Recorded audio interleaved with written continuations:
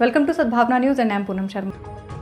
The centre has announced tax exemptions to incentivize employers and members of the public for assisting people with COVID-19 treatment expenses and also those who have lost their kin to the virus. Minister of State in the Finance Ministry, Anurag Thakur, confirmed the development.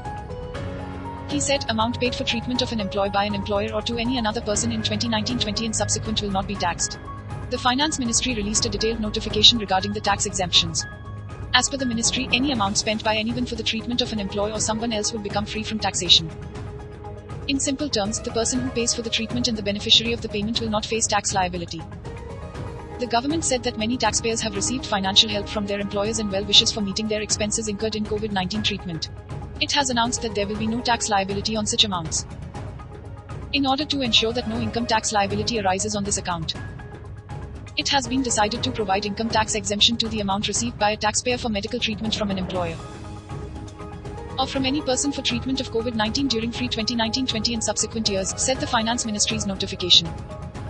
The government also said that ex gratia received by family members of individuals who died due to COVID-19 will be exempt from income tax. According to the notification, the exemption shall be allowed without any limit for the amount received from the employer, while the exemption shall be limited to 10 lakh rupees in aggregate for the amount received from any other persons. Powered by Arthros Clinic, a dedicated center for arthroscopy and sports injuries.